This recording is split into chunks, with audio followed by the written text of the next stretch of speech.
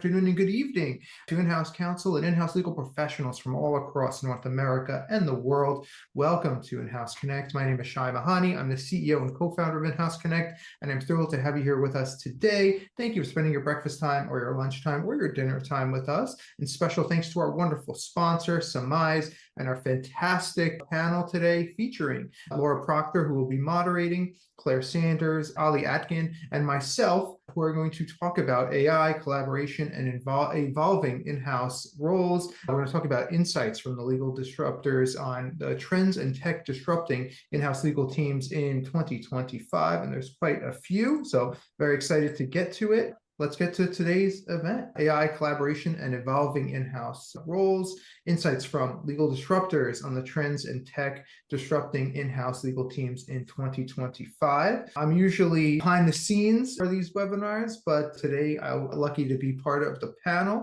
And I'm going to turn things over to Laura Proctor, our moderator extraordinaire, to take it from here. So Laura, welcome back to In-House Connect. Thank you so much for the lovely introductions. We'll jump straight in. This is all going to be about the subject of legal disruptors, and we're going to talk about the themes of the report that Summize has produced, and we'll go through some findings and share some insights around that. So that's going to be the key focus of today's session. So in terms of that agenda, we'll go through the top line stats, and then we'll talk about some takeaways and some themes, and then we'll have a Q&A at the end. So if you've got your questions, please put them into the chat. So first of all then, an introduction to our speakers. As Shai mentioned, we are actually turning over to join us on the panel today, which is super exciting. But before we get to that, I'm delighted to be hosting this webinar today. I'm the CMO at Summize. For those that don't know, we're a contract lifecycle management solution that embeds contract processes straight into the technology that people use for work every day. So think the tools like Outlook, Teams, Slack, Word. Essentially, we describe Summize as the digital thread that connects all of those interactions with contracts across the business. So let's go straight to Shai. Do you want to tell the audience a little bit more about your background outside of In-House Connect? I think people would be super excited to know a little bit more about your general counsel experience and background. Before In-House Connect, I had several in-house roles at leading retailers and consumer goods companies. I handled commercial contracts, CLM, and that whole genre is I have a strong feeling for that. And I morphed into handling data privacy matters. I started off working for doing commercial contracts for a legal tech company. It was a UK-based tech company, actually. Then I got to handle contracts for Saks Fifth Avenue and other major retailers. I also did a stint at Salesforce and Casper Mattress, which was the first mattress in a box company. And then I settled in at Altice, which is Optimum Cable, a big telecom provider in the New York City tri-state area. And I was there for 5 years until I handled contracts and all types of data privacy issues and other regulatory issues. And then I heard the siren song of webinars and in-person events and In-House Connect, and that's when I fully transitioned to running In-House Connect full-time. Pleasure to be here, and thank you for inviting me to speak. Awesome. Well, let's turn over to you, Claire. Do you want to tell our audience a little bit about you and your background? Yeah, absolutely. So I lovingly call myself a recovering lawyer. So classic route, private practice, and then in-house, where I spent most of my career, most recently for some really high growth consumer products. So consumer products is essentially where I've really cut my teeth. I left my last permanent in-house role about 18 months ago to set up Being Human, which is all about human skills training for lawyers.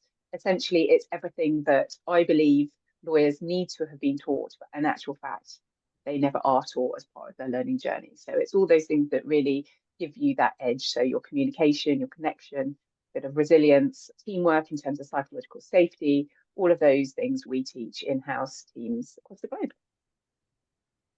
Amazing. Lovely, thank you. And finally, my wonderful colleague, Olly, would you like to tell the audience a little bit about your background? Absolutely. Tough act to follow after what Claire just said, but yeah, I can certainly give a high-level overview.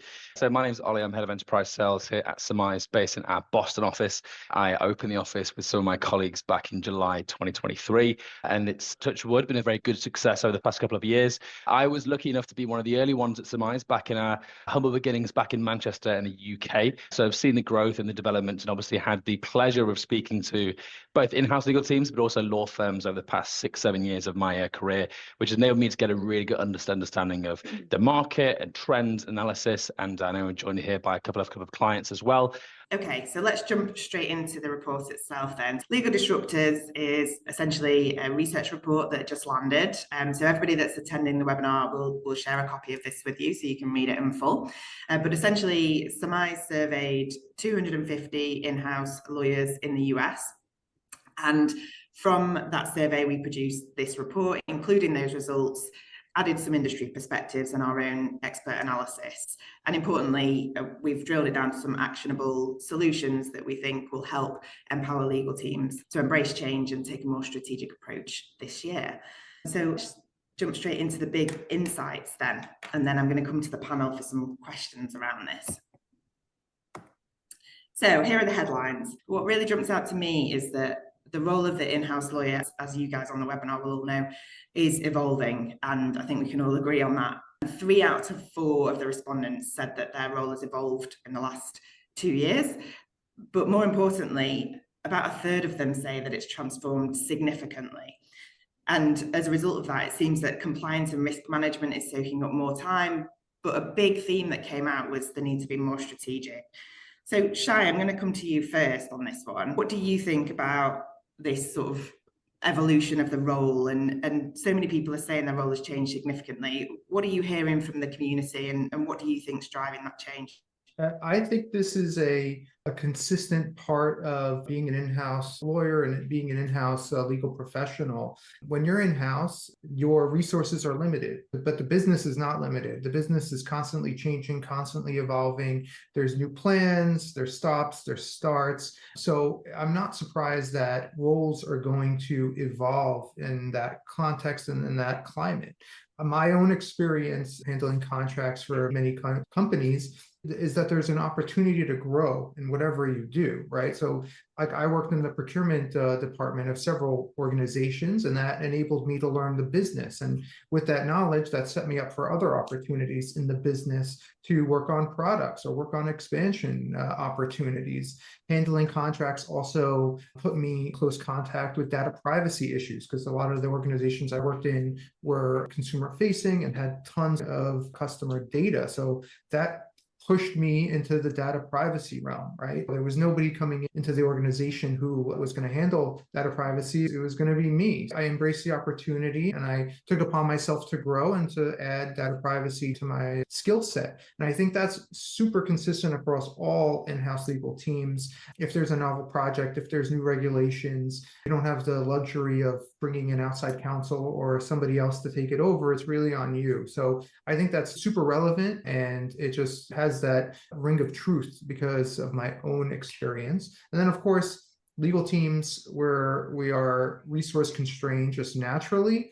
And there's always that do more with less mentality that I think, again, is just super consistent across all of the legal departments, whether you're in the United States or in the UK or around the globe. Really interesting stat, and one that I think is probably only going to increase, right? 3 out of 4 is pretty high, but I think that's going to go up over time. Yeah, I'd totally agree with that. And to Claire, I'm just going to jump in on the point around 58% here see adopting AI and also positioning legal as more strategic are their top challenges. And we'll dive into AI a little bit later on. But just coming on that point around becoming more strategic, in your world, are we equipping lawyers now and training our general counsels to be those strategic partners? Who's supporting the evolution of that role?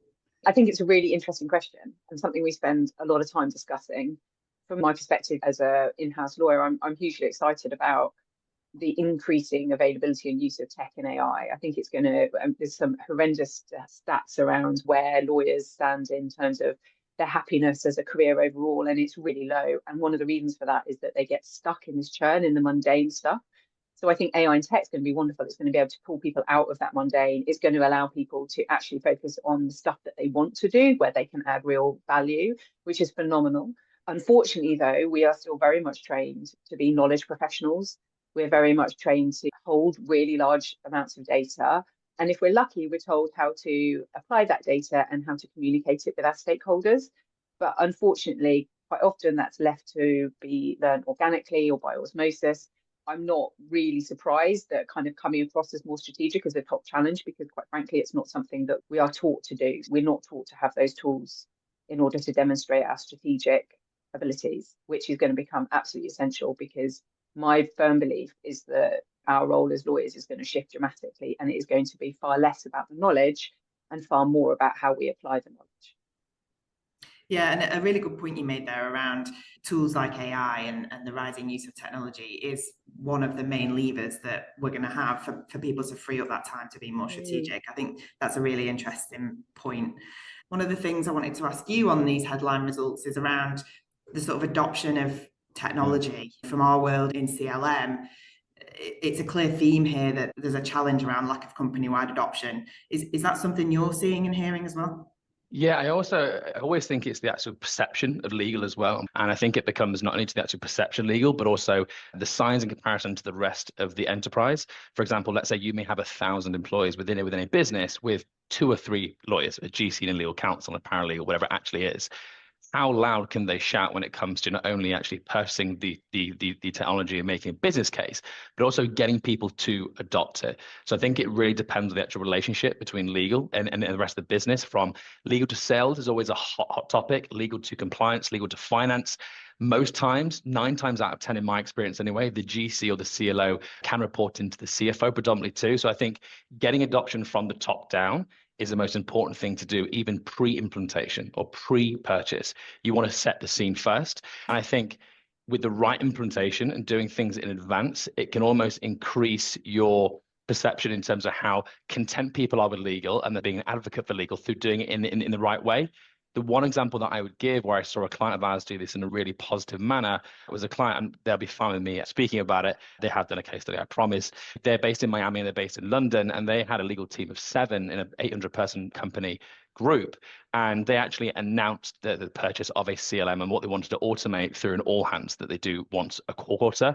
And when they actually demonstrated to that on a sort of global level, they actually got a round of applause for how they're actually automating contracts and automating time. So I think it's actually doing the selling yourself to the rest of the actual business can definitely boost adoption. Yeah, I think that's critical. That's one of the stories that I know you tell a lot and seems to resonate with people. Anyone got anything else to jump in on these headline results before we go into some key themes that came out? I think we're our own worst enemy sometimes, because as in-house departments, we call it legal tech. And it's not, by calling it legal tech, we're essentially asking for it of legal budget, or it seems to be a legal problem. And often we're already seen as a cost center. So people are like, oh, we don't want to spend more money on legal. Whereas actually it's not legal tech, it's tech for the business, in the same way that so many other bits of tech within any company benefit everybody. For me personally, it's really important that it wasn't legal tech we were implementing, it was tech for everybody. I think just to finally add to that, in terms of if everybody is aware of the journey of a contract throughout the business, 9 times out of 10 doesn't actually start in legal. It starts in a department way outside of legal. That could be sales on a global level, could be compliance, it could be finance wanting to initiate that first contract or that request. So it's almost legal's problem, but it always starts from someone outside of legal. So getting buy-in across the business is really important to do from the ground up. Awesome. Great points there. So let's jump into some themes then. So 3 areas that I wanted to dig into and ask your opinions on. First of all, we're going to talk a bit about collaboration. Then we're going to talk about AI, which obviously is the topic of the moment, and no webinar would be complete without talking about AI. And then we're going to talk about building your in-house brand. So some of those points we've just talked about with the panel around positioning this as purchases, not just as legal tech, but as business tech. I think that's a great place to start. Focusing on collaboration then and the relationship with legal and the rest of the business. These are some of the stats that came out. So I'm going to jump in here specifically to talk about the role of technology and sort of the benefits that are prioritized when making decisions. So it seems that operational efficiency is being prioritized as the main benefit, but specifically around contract management, it looks like that theme of the lack of adoption and the control over intake and being hard to manage are the main concerns, which generally would point to the importance of collaboration with the wider business and absolutely building on what Olly and Claire have just explained. What I found really interesting, and it's not on the slide here, But when asked which member of the C-suite the GC considered to be their strongest partner, 40% said it was the CEO. About a quarter of the respondents said it was the CFO. And then the executives that drive kind of sales and commercial decisions, such as the CRO, the Chief Revenue Officer, actually ranked below 10%, which was quite a surprise to me. First of all, Claire, let's jump to you. We talked earlier about the importance of becoming more strategic and put legal tech to business tech, for example. How do general counsels and in-house legal professionals go about building those effective relationships with the wider stakeholders? And what tips have you got for people based on your own experience? Yeah, I think maybe just cover off one point and then I'll address that. But it's interesting. I'm really interested in what you're saying about the Chief Revenue Officer, because when we were implementing tech at Huel, which was my last in-house role, it was very much like a pincer movement between me and the procurement director. So it was like together we were working really closely on procurement director had a problem, I had a problem. How can we solve it? How can we make it a business solution? So really interesting that, but and then also talking to the project team, because the project team were, all about efficiencies and could really support. But overall, I think in terms of how you connect with the business and how you collaborate, for me, it's about breaking down the barriers. It's about connecting. It's about being present where they are and really understanding their business. I think too often legal is seen as maybe we're in our ivory towers, or with a no factory, we say no to everything. People come to us as a last resort, but I truly believe that to be really effective as a lawyer, you have to be another one of the team. You have to be present, you have to be connected, you have to develop those relationships. Otherwise, in my experience, you don't have the inside track on everything that's happening, which is what you really need. And I think it's all about developing trust, it's developing that kind of close connection that people feel open about coming and sharing with you before something becomes a problem. I think that's probably my main experience of developing connections, certainly. That's good advice. And Shai, is that similar to your experience? Because obviously you've invested a lot of time in building your community, and there seems to be a real strong peer-to-peer network within the legal community. What would you say about legal's collaboration outside of legal?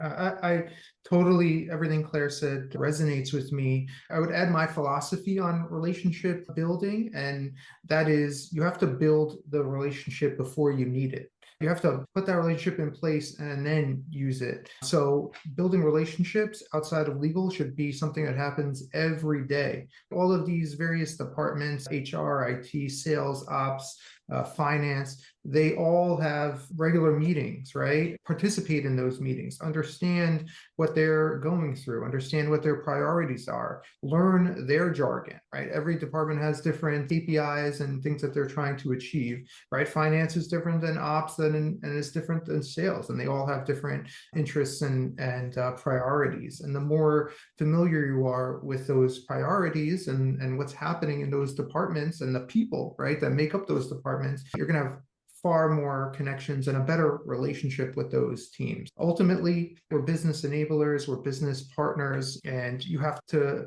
leverage your relationships effectively. They have to be in place before you need them. So that first time you work with finance, you should know who they are before that first assignment comes. So be more proactive about building and maintaining those relationships. I love that. That's really great advice. And what drives those connections, which explains why at school, at university, in any education field where you're thrown together with people, you connect and you form really strong bonds because you spend so much time with them. But in a work context, obviously you're battling the whole time to spend time with people. And the key drivers, the differentiators to help you build those kind of dynamic relationships are proximity, timing, and energy. So it's about being where they are, being with them at the same time on their journey, which is an amazing thing we've all got in common when we work for businesses. Like we are in the same places they are, be it virtually or physically. The timing piece at the same point as them, right? So we're going through the same journey as them. And then it comes down to the energy. What energy are we bringing? Are these people that we can relate to, that we can have relationships with? But it's so important, this kind of the time, like Shai was saying, it's just so important that you invest the time so that you build those bonds. It's not going to happen unless you invest it. Yeah, I think that's super solid advice. Do you have any examples of where maybe one of your clients, the legal leader, has partnered with maybe a commercial partner or another area of the business to make sure that this adoption and rollout happens and the buy-in happens effectively? Yeah, firstly, credit to Claire and Shai for absolutely nailing that. I think all the points I was going to say have already been said. So I'm scrolling around thinking, what else can I say? Before I get into the sort of buy-in from the wider commercial units and the people who are also perceived to have power in these decisions, I think the whole thing with technology, if legal are, as Claire mentioned, it's not just a legal tech, it's business tech, it's company-wide, it can be enterprise-wide. I think if it goes wrong, they look to legal. If it goes well, they look to everyone to commend everyone because everyone's actually using it. So I think that's something to actually consider first about the importance of getting adoption and buy-in from the ground up from the right people. It doesn't specifically have to be a C-suite just because of their title and who they actually are. It can be, I've seen this work really well with revenue operations, for example, where sales rely on them to significantly increase the deal timelines and reduce the actual sales cycle. So it's always worth legal sort of involving them with not just the actual top management and adoption and buy-in. I see it very well. A general counsel is not responsible for teaching 125 people on a piece of technology how to actually use it. They don't have the actual time. They don't have time anyway to do anything, but trying to do that doesn't actually work. So I'd be strategic in who to get in your pocket at the right time for the right use case would be my obviously advice. And you will know that better than anyone. I've seen it work really well in particular with a client of mine in Colorado, a legal team of 2, so very small, but 145 people in sales. So you can imagine the amount of volume that obviously comes them through. And she 100% knew this would not be a success without head of revenue operations and CRO involved from day one. She actually admitted that the last time she bought a CLM about 3 years prior, she tried to do it on her own and it just failed because sales weren't getting back to her. They weren't logging in. They weren't speaking to her about anything because they just had a quota to close. But as soon as they involved the right people within there, so that's from a CRM perspective and from a workflow perspective, the uptake was absolutely incredible and it was rolled out in 5 weeks. So I just think have a think about who's really going to have an impact, not just because of their title, but because of their relationship with key stakeholders who need to use this to get the most out of it. Yeah, thanks, Ollie. I think that's good insight as well. And Claire, just coming back to you, talking about this operational efficiency and building on what we said about positioning all legal tech as business tech. If operational efficiency is that sort of top benefit, how would you advise organizations go about creating a compelling business case? So if this is business-wide tech, what kind of metrics or how can organizations push this through is the question. For me, it was very much about making some best friends in the procurement team, allies, if you like, who felt my pain, but also were feeling the pain too, and coming up with some stats around how long it was taking to get contracts through, the value of the contracts, because quite often they can be quite low value contracts. And so you think actually it's slow, it's not really high risk, and there's only 1 or 2 of the legal team. So getting some stats around that and just building it, but also it's those stats, but it also comes down to the persona of the business as well. And I'm a big advocate for the brand of your service providers, and I'm going to include in-house lawyers within that, should match the brand of the rest of your business. Okay, procurement team, the marketing team, the tech team, hugely dynamic, really agile. If you then have a legal team who are taking weeks to come back to you on a really small contract, it just sends the wrong message about the brand entirely. And so you build up this use case that you've got like that quantitative, and I think the two together, it depends what your business, the drivers of your business are. They might not care 2 hoots what suppliers or customers think of kind of the speed at which they operate. But I think knowing your business and knowing what the drivers are and then feeding into it and relating to it was my biggest success. I think that's really, if I can just maybe add to that a little bit on the actual persona side, I think that's so true, Claire, what you said about the sort of qualitative data of each individual is almost like metric about what they're actually trying to achieve. If you just sit down with your CRO or actually commercial heads, they may want to focus on increasing deal size in terms of value or less red lines or how to automate the actual template so there's less negotiation to then go on to actually legal. If you sit down with your CFO, they may go, hey, we spent $500,000 on outside counsel last year. We need to cut that down. I think if you can play to that and obviously present that internally, buy-in becomes very easy. So you're absolutely right. I think actually grasping an understanding of what qualitative data and what metrics to present internally will only help the business case more because someone can work to their number or work to their figure that they're trying to get it to. Yeah. I think the real challenge with being an in-house lawyer is around budgets though as well. And I have to address that because you have that question of if we implement this tech, does that mean our external spend will reduce by X, Y, and Z? And I'm like, maybe not, because who knows what amazing plans the founders got And if it's something that needs external legal spend, just because we've got tech won't reduce it. So I think we're all a bit nervous about promising something that may not materialize. But yeah, it should certainly reduce running costs. Thank you. So we're even now, and I want to call on Chat IHC. We have 185 people on. I would love to hear your thoughts, your reactions. If you have gone through bringing in a CLM or engaging with, as everybody does, engaging with different departments. If you have tips, tricks, ideas, insights, please put it in the chat. We'd love to add your insights to the conversation. But back to you, Laura. Awesome.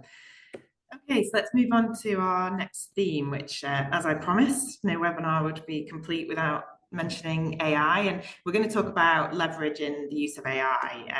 And again, I'll share some stats from the report. Obviously, no surprise that 89% of legal professionals say they're now using an AI tool. That's a huge response. So potentially that speaks to the increasing use of maybe unauthorized solutions or potentially less secure solutions being deployed. I liken this to the bring your own device movement, where there are now so many open market tools available that the business is in danger, I think, of potentially losing sort of visibility and control over the use of AI. So really excited to dive into this one. And we'll start with you, Shai. Have you got practical examples of where you've seen AI really help from an in-house legal perspective? Because it feels to me like the market is still pretty overwhelmed in terms of what AI can do and the value it can add. Yeah, I have a really easy one, and that is AI-powered contract review. I think it's a game changer for in-house legal teams, right?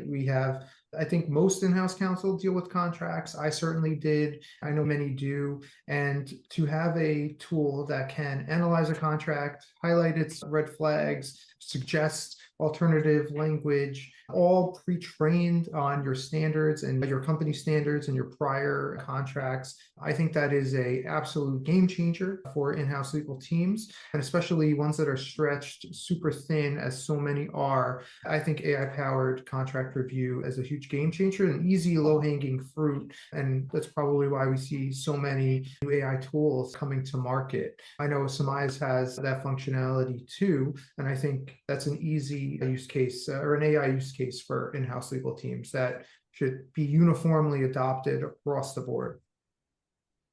Claire, building on that then, the survey told us that among senior leaders, AI was the most concerning challenge they had this year. So, of course, AI brings opportunity, but also challenge. So, what would you give as advice to in-house legal teams who maybe still have some reservations about AI? How can they maybe overcome those reservations and leverage AI in the way that you talked about earlier, which is creating that extra time in the day to be more strategic? Yeah, absolutely. Really interesting, actually, Shai. I think it introduces it really is that the role of a lawyer is changing. And as human beings, we hate anything that is unfamiliar to us. That prehistoric part of our brain is all about defending ourselves and keeping it safe and secure. So really, it's not surprising that if we are aware of something or unsure of something or it's new to us, we are automatically really wary and we're ready to run up that tree and escape the saber-toothed tiger. So it's perfectly normal for us all to be, oh my God, what is this thing? Is it going to take our jobs? Is it going to cause mass destruction within the world? However you feel about AI. But really, it's about morphing and it's about changing and it's about sitting with that discomfort and understanding it, but then realizing how we need to adapt. You know, Shai was talking about whether it's red lines or contract generation, the role of the lawyer is going to change. So the skills that we're actually going to need then, it's not a case of just putting a question into AI and then printing off the contract and giving it to our sales team. It's about being able to make complex decisions and critically analyze and really understand and question the tech. That's what our role will partly become, and then communicating and explaining and ultimately primarily asking the questions in the first place, because we're never going to get the answer we want from the tech unless we have the right question to ask in the first place. And that comes back to this connection and communication and an element of creativity. And they're all things that we know that AI can't do now, or actually in the projected mid to long term. That's where we need to focus our skills: creativity, connection, communication. Maybe one point that I'll pick up, maybe just from your slide, and it's an interesting kind of headline, which is AI as a trusted partner. And I think That to me poses a really interesting question. We know that there are three core drivers of trust. And currently, and I add currently because we are entering into a new era where there is a rise of AI, they are authenticity. They are authenticity, that is that you know that you are interacting with the real you. It's empathy, when people believe that you really care. And then it's logic, which is when you've got faith that person you're talking to has the competence and the judgment.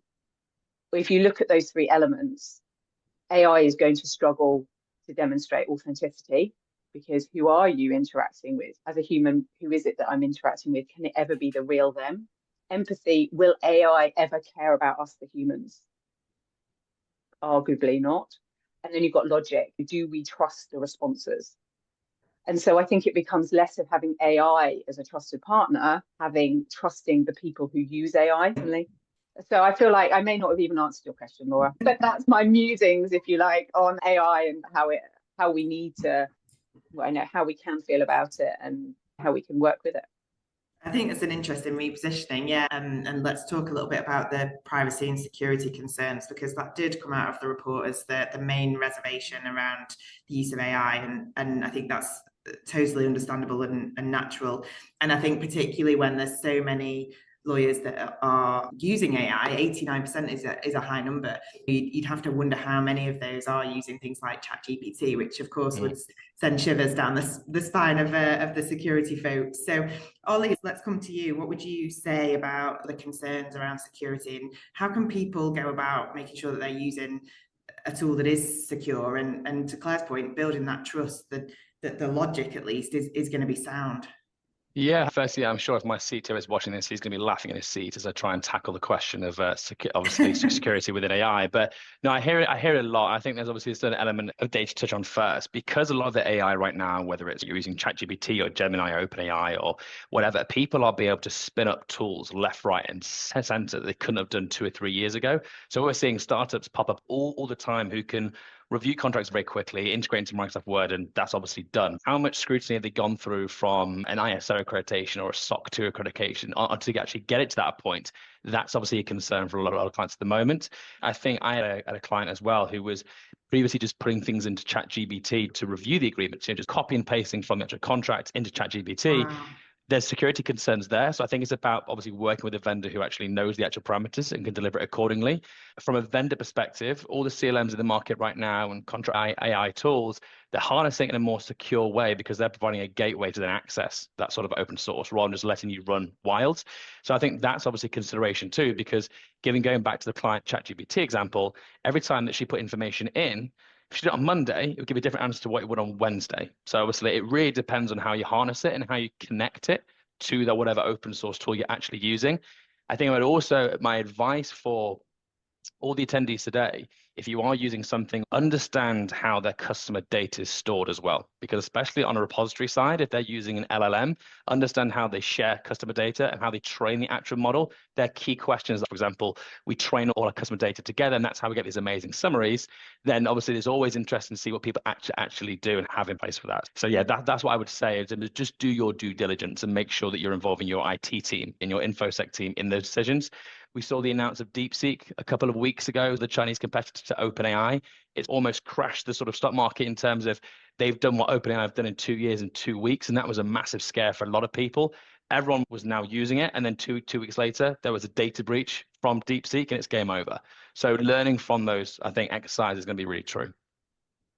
And Laura, I want to add, and first thing I want to say is, now Claire took something I wanted to say, so we're totally square on the whole panel. But I love what Claire said in that the trust in AI, it's really about trusting the people who use AI. We're in the business, right? And we, like in-house legal professionals, we're providing advice and counsel. We're counseling business teams here. I can't point and say, oh, ChatGPT said that this is a good idea. Like, no one's, if things go wrong, ChatGPT is not going to be there to take the heat. It's a human being who's going to be there to take the heat. So it's really, we can't forget about the human element involved. And it's always going to be a human that ultimately provides the go-ahead for whatever the AI spits out at the end of the day. I just wanted to highlight and amplify that and agree with Claire. Awesome. Does anyone have anything to comment on around how in-house lawyers can upskill in this area, and any resources people want to point to? First of all, there's a lot of tools out there, not just in the contracts world. There's many others for compliance and legal research. My advice is to use it, get familiar with it, test it, try out different tools and products and see what works best. And ultimately, that'll put you in a position to train your colleagues. A lot of colleagues are not tech savvy, and that would be super beneficial. And you'll be able to train the next generation when you're supervising people, and you can tell them how to use these tools effectively. So my advice is to start now and test and iterate. I would probably add something on that, which is, I think as lawyers, we have this, I don't know where it comes from. I think it's through the training that we should have all the answers, and actually we're meant to understand everything, and that's what we're paid to do. But I think one of the great things that I did actually when I was in-house was I would go to the product projects team, and bear in mind the projects team are there to run projects. They work with procurement for big CapEx projects. That's their role exclusively. And I'd say to them, look, I think we want to bring in a tech provider. I don't know where to start, even beginning to work out what we need or who we need, and really rely on those resources, because that's their expertise. That's what they do. And sure enough, you sit down with them and they scope it out and they help you with the shortlisting. They work out what your problem is, what you need to solve. And suddenly it's not just your problem. It's like you're actually sharing it with people who are incredibly skilled at doing this. So get out of that position as lawyers of going, oh my goodness, I need to understand all the tech and I need to understand what AI is and how it works. No, we don't. We need to understand what our need is and what our problem is, and then have people we can go to who can support us in finding the solution to that need. That's the most intelligent people in the world don't really understand how AI works. My understanding is there's no way that we're going to. Yeah, and I think it comes down to what we said earlier, and there's some very pragmatic use cases for AI that absolutely will help with efficiency, but AI isn't suddenly the silver bullet, as we all know. So brilliant points. Really enjoyed talking about AI in that sense. So the final area that we want to talk about is building on some of the themes from earlier around specifically building your in-house brand, which marketeer, this is music to my ears. But some of the themes that came from the report is that it was really clear that senior leaders are keen to have the legal role more involved in strategy. We've talked about the use of technology and automation to free up time from high volume tasks to more strategic work. And obviously there's a mindset shift with that, which Claire has. So let's talk specifically about building that personal brand to be more of an enabler and building on some of the ideas that came out earlier. So Shai, let's go straight to you, because you've got quite the story of your own to tell, and you've transitioned from a more traditional legal role, and now you founded your own sort of legal community, and you're in a totally different space from that perspective. So you've done a fantastic job of building your own personal brand. And what advice would you give to other people? How would you go about building that internal brand from an internal legal point of view? Yeah, so my advice is, or at least my thought, I want to share like a couple of thoughts on brand building. And I've learned a lot in the In-House Connect brand building side of my experience. But the main thing is your brand as an in-house legal professional, I like to call it your reputation, right? It's really your reputation. And I have a list of questions that will help illustrate what your brand/reputation is. So are you easy to deal? Are you easy to work with? Are you pleasant? Are you stressed? Do you have time? Do you not have time? Are you fast? Are you slow? Are you a subject matter expert, or are you a generalist? Have you been with a company a long time? Do you have industry experience? Do you know who the right people are internally to make things happen? Are you tech savvy? Are you social? Are you a good company corporate employee?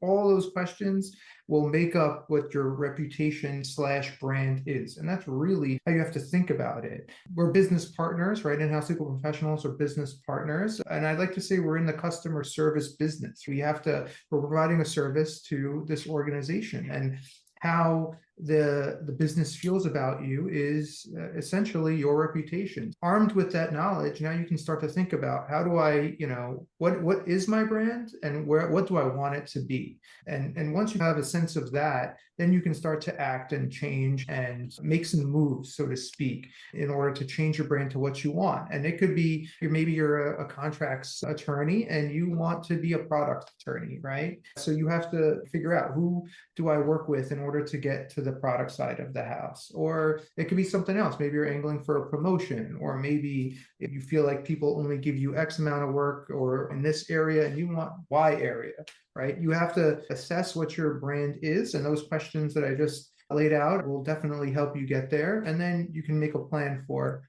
getting to that destination that you have in mind. The second thing, and again, very much informed by my experience running In-House Connect, is that it takes time to build a great brand. Maybe you do a great job on a contract or on a business deal. Maybe you save the day, right? But everything resets. Everything resets. There's quarter, right? Quarter close. There's year end.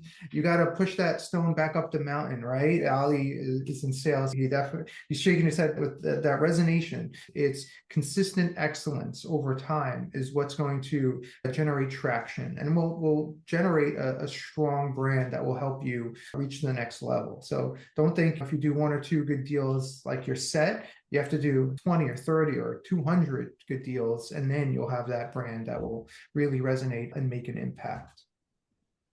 Nice. And I know you'll have some opinions on this one, and you also have a disruptive legal story, obviously from being GC at some well-known brands such as Huel and Nintendo. How did you go about building a strategic personal brand, and what advice would you give? Yeah, I think your brand as an in-house lawyer is incredibly important, but incredibly difficult.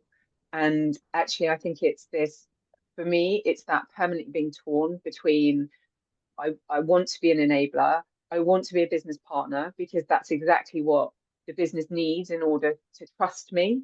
And that's really important, and that's what I need to be doing to facilitating business.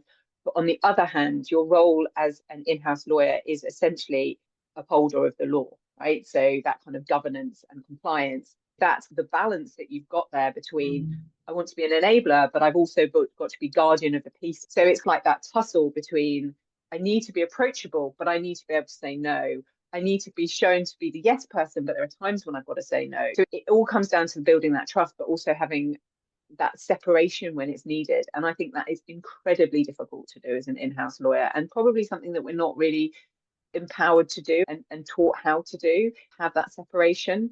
So I think for me, that was always a struggle that I had in terms of building my brand. I was always just present. I would go and camp out when I was I've been very fortunate to work for some dynamic companies who will accept this. But I would go and camp out in public spaces, for example. I would go and sit in the kitchen just so I could have those conversations with people if they're getting water or they're getting a coffee. So I knew the people, so I knew their families, and I knew what they were doing. So the lawyer became a personality, became another one of their team. And for me, that was incredibly powerful. And actually, lots of people were like, "You're not like any lawyer I've ever met." At the time, I thought, God, that's awful. I'm clearly failing here. But actually, I think it's probably testament to some of the lawyers that I've met before, potentially, who didn't break down those barriers and hid behind that, I'm the lawyer, rather than I'm the person first. Yeah, that's great advice. And Olly, do you have any stories to share from a client perspective, anyone that you work with that you've seen this transformation and maybe they've used technology to help change the personal brand and perception of legal internally? Yeah, I can definitely. I think just to agree with Claire's point there in terms of what they think a lawyer actually is, especially, I think I've seen some comments in here regarding the remote side of it as well, in terms of when someone joins a company and they don't have an in-house legal team.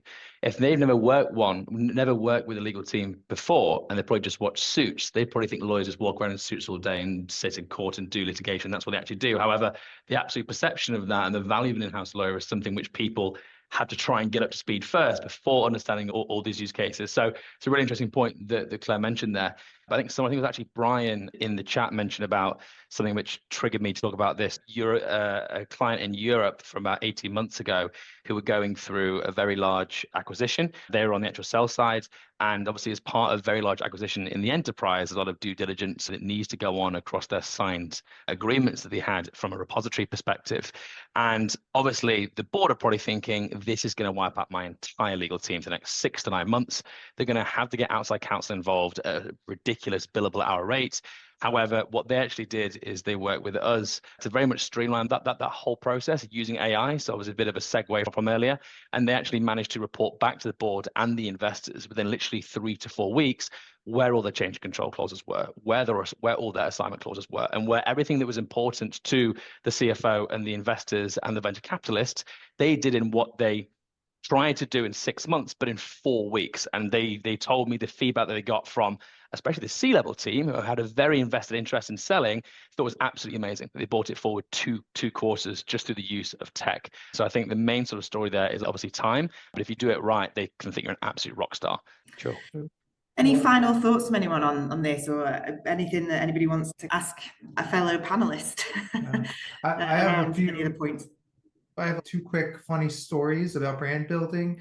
One is, and maybe this is like a piece of advice, like this doesn't have to be like super serious. Like you can inject personality and humor into your day-to-day work, right? This is a human business. Again, we're providing a service. 2 quick stories. I used to work with a salesperson, and he would always ask me for an NDA, right? This is obviously pre-legal tech adoption. He would always ask me for the NDA, and I would say, hey, look, I better see some POs from this customer in the next week, right? So I felt like I was part of the team. I was encouraging him. We always got a good laugh. I was working on a privacy policy with an HR professional. It was for a job applicant portal. And I would just, I don't know, I knew I was leaving, or I just had some fun with her. And I would say, all right, we can do this edit, but I need to know, do you have ties to the community? Are you able to post a bond? Because if anything happens and I have to bail you out of jail, let me know so I can do that. She was like, what? I'm going to go to jail for this? I'm like, no, I'm kidding. Don't worry. It's okay. It'll only be for a few hours. I'll get you out. So I had some fun there. That doesn't mean you can't have fun and be funny and inject some joy into the service you provide. If they feel like you're invested in their success, whoever it is, IT to finance to sales to whoever, that relationship will be a better one and a stronger one. However you decide to do it is up to you. I took some liberties because I knew I was going to leave for In-House Connect. So I had some fun, and the HR professional was a good sport. But so that's some advice there. Nice. And maybe if everyone, before we just jump into any questions, maybe we could all just each top takeaway from the discussion that we've had. So I'll go. I really love what Claire said around matching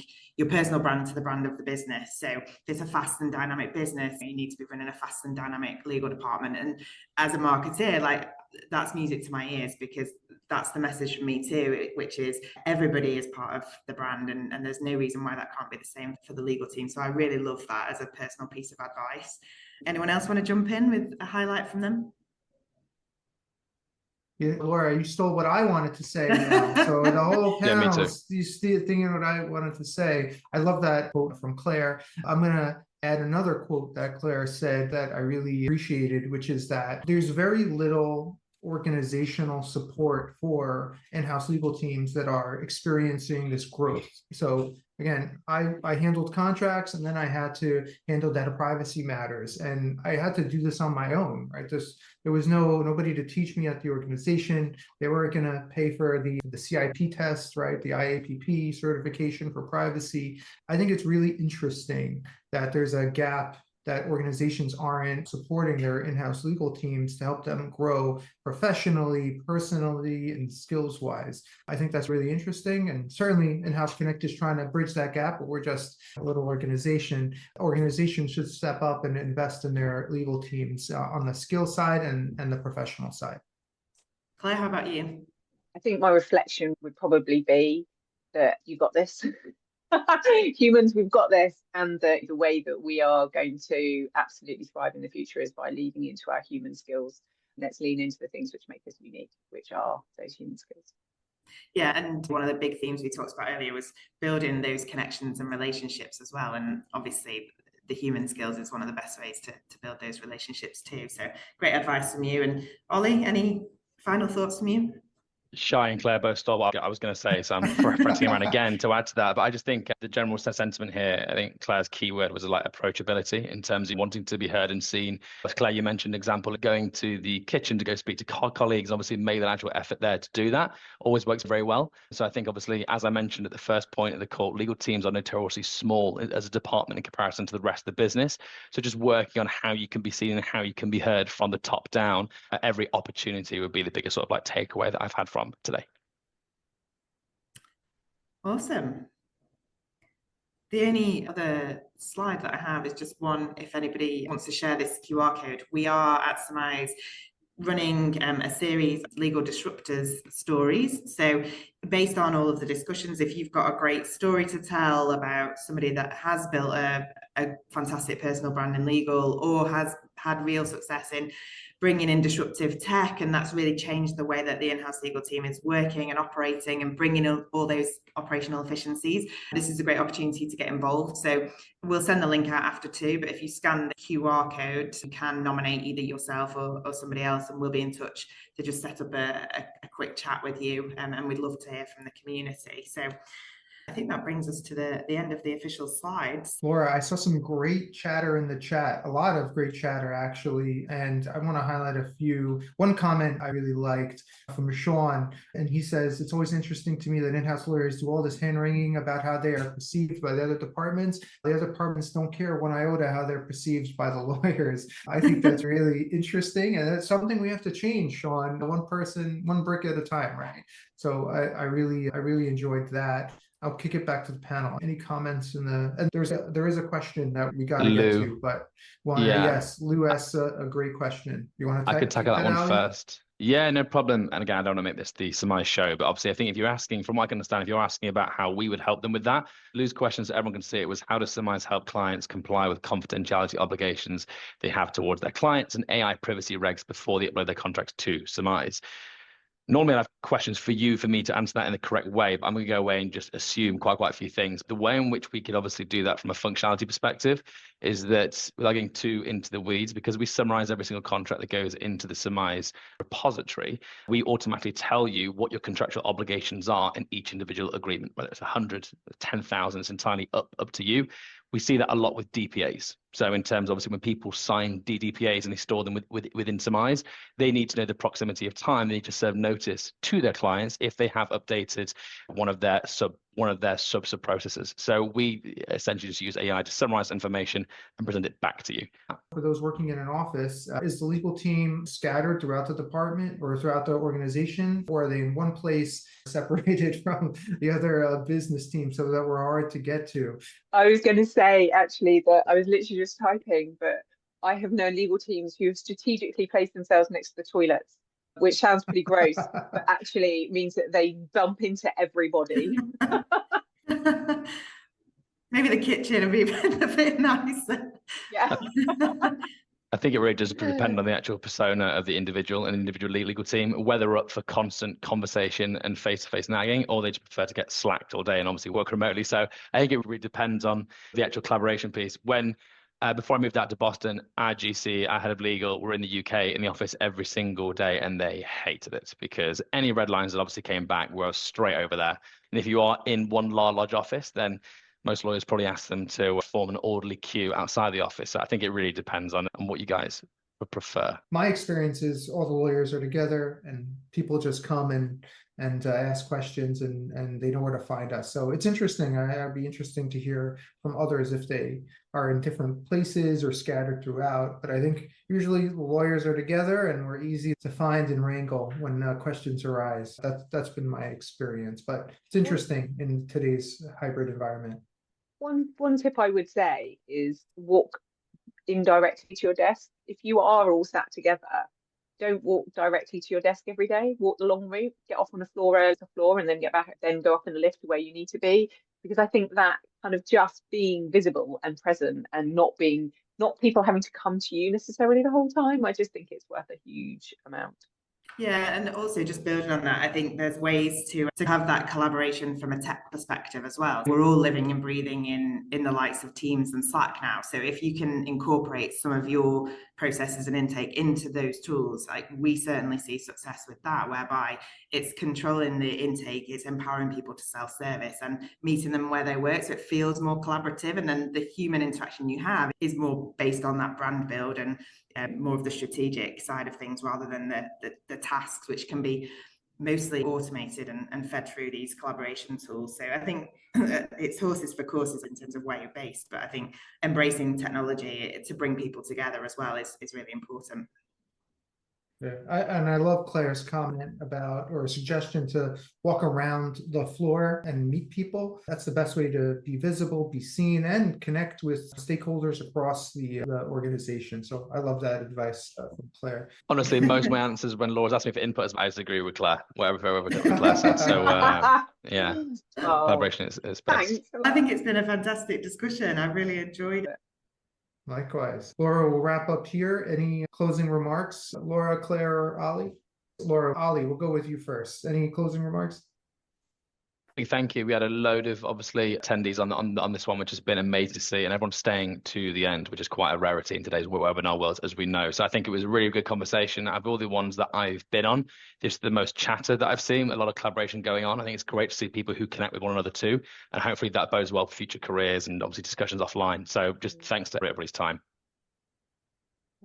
I would echo that. It's absolutely lovely to witness all of the chat and the connection, and it's the first time that I've seen connection on such a big geographical scale and actually how successfully it's going. Just seeing all the chat mounting, it's really lovely to see that even in this virtual world we live in and in this space that we can still connect. Good to see. And a few final thoughts from me. I think a few takeaways around absolutely positioning legal tech as business tech. I think that's the sort of the first thing that came out of the chat and has flowed all the way through. So I think that's a great takeaway. I think that point around building relationships with people before you need them, stuff should happen every day so that you have those relationships in place before you need to go to those people. We talked about business enablement and sort of the balance there between obviously being the governance role, but also the enabler for the business. And I think some really great talking points around that. Of course, there's ways to choose and select a trusted AI tool. Do you do all the due diligence necessary from a security perspective there? But that point around trusting the people who use AI and empowering them really to use it in a way that does unlock that operational efficiency. I think there was some really good practical tips that came out from today, for me anyway. I thought this was a great session. I appreciate being asked to participate in the panel. I really enjoyed it, and thanks. Great job, Laura, Claire, and Ollie. It was really a lot of fun. And thanks to Chat IHC for another great performance, as always. And thanks everybody for tuning in.